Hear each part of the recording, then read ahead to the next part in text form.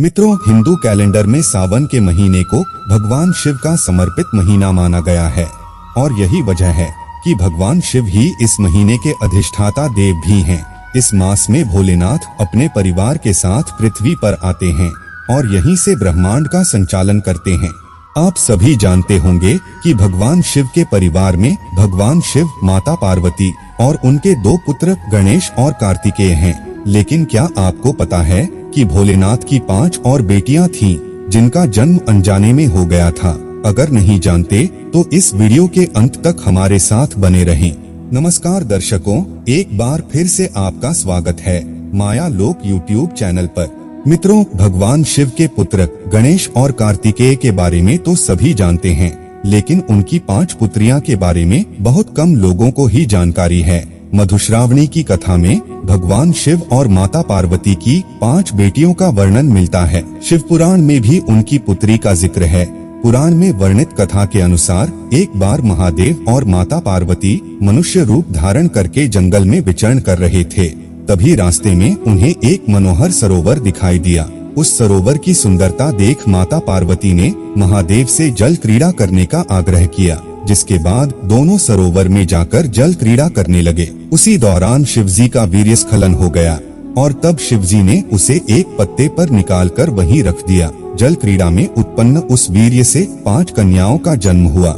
यह कन्या मनुष्य रूप में जन्म न लेकर सर्प रूप में जन्मी, परंतु साथ होने के बावजूद भी इन कन्याओं के जन्म से माता पार्वती बिल्कुल अनजान थीं। ये बात माता पार्वती को नहीं पता थी कि उनकी 5 कन्याओं ने धरती पर जन्म भी ले लिया था। महादेव यह सब जानते थे कि ये 5 सर्प कन्या उनकी ही पुत्री हैं और भोलेनाथ अपनी पुत्रियों को अपनी आँखों के सामने बड़ा होते देखना चाहते थे।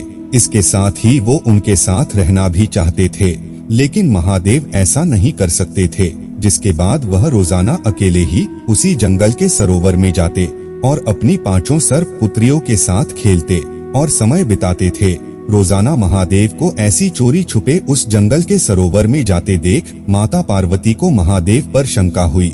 अगले दिन महादेव फिर से जब सबसे छुपकर उसी जंगल के सरोवर में जाने लगे, तभी माता पार्वती भी महादेव के पीछे पीछे चल दी। महादेव को जंगल के सरोवर में 5 नाग कन्याओं के साथ खेलता देख माता पार्वती को क्रोध आ गया और उन्होंने उन नाग कन्याओं को मारना चाहा। जैसे ही माता पार्वती ने उन नाग कन्याओं को मारने के लिए अपना पैर आगे बढ़ाया, तभी महादेव ने माता पार्वती को रोक दिया और कहा कि यह नाग कन्याएं तुम्हारी ही पुत्री हैं, तुम इन नाग कन्याओं की माता हो। यह सुनकर माता पार्वती को बड़ा आश्चर्य हुआ कि यह नाग कन्याएं उनकी पुत्रियां कैसे हो सकती हैं। तब शिवजी ने माता पार्वती को उन नाग कन्याओं के जन्म के बारे में पूरी बात बताई। कथा को सुनकर देवी पार्वती का क्रोध शांत हो गया और वो हंसने लगी। तब भगवान शिव जी ने माता पार्वती को बताया कि उन कन्याओं के नाम जया, विषहर, शामिलबारी, देव और दोतली है। भगवान शिवजी ने यह भी बताया कि जो भी मेरी इन पुत्रों की सावन में पूजा करेगा, उनको कभी भी सर्प भय नहीं सताएगा। उनको और उनके परिवार के लोगों को सर्प से कभी भी कोई भी नुकसान नहीं होगा। यही कारण है कि सावन में भगवान शिव की इन 5 कन्याओं की विशेष तौर पर पूजा की जाती है। साथ ही लोग सावन में सांपों को इसी कारण से मारते भी नहीं हैं। इसलिए कहा जाता है कि सनातन धर्म में हर एक बात के पीछे एक कहानी अवश्य होती है। मित्रों, आपको बता दें कि इन 5 पत्तियों के अलावा महादेव की 3 और पुत्रियां भी हैं। इसका वर्णन शिव पुराण में भी मिलता है।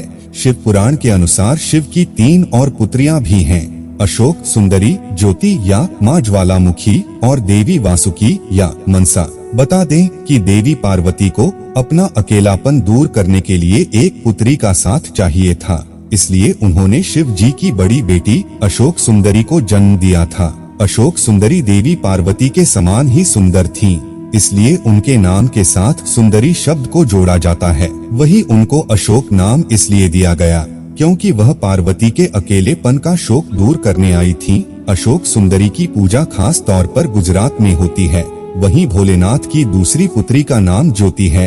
उनके जन्म से जुड़ी 2 कहानियां बताई जाती हैं। पहली के अनुसार ज्योति का जन्म शिव जी के तेज से हुआ था और वह उनके प्रभामंडल का स्वरूप है।